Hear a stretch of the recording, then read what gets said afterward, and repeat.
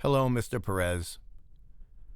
As you can imagine, the news of what has happened to you is very upsetting to those of us in the comic book freelancing community, even those of us who are now retired.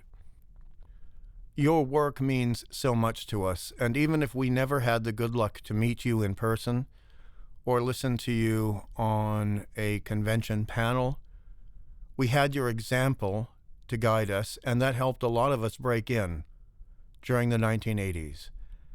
And not only because of your finesse and genius in the realm of panel-to-panel page layout construction, all the technical things we can talk about, but there was something far more important, something, dare I say, more magical.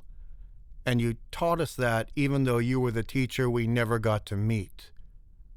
But when someone revolutionizes an aspect of the medium we work in, you teach by example. And sometimes a single artist does a particular thing better than anybody else.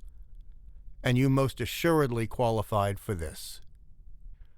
When it came to illustrating pathos versus just melodrama, when it came to portraying two characters with deep affection and respect for each other, and we saw the way you drew it, we believed it. If a character was experiencing romantic appreciation of another character, we saw that and we believed it.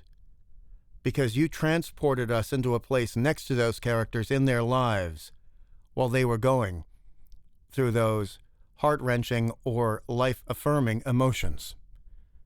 We were actually extant in the lives of those people. You made them people, not just pictures on a page. We felt what they felt. We sang when they sang.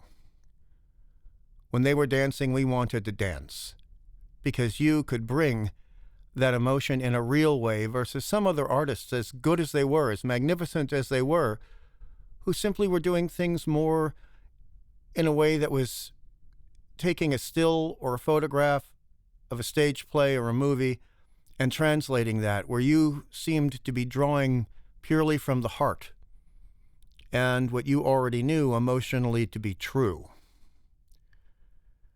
And when you wove all of that in with the magical narrative tableaus and shapes and details of the backgrounds that you would create, it was like being transported into an alternate reality where all of these characters were real people. That's very much what my mother used to say Elvis could do with his songs, the way he would describe an emotional situation of one man or between a man and a woman or a man in a situation, and she would say, he brought us there. So just as Elvis sang with the microphone, Mr. Perez, you sang with the pencil.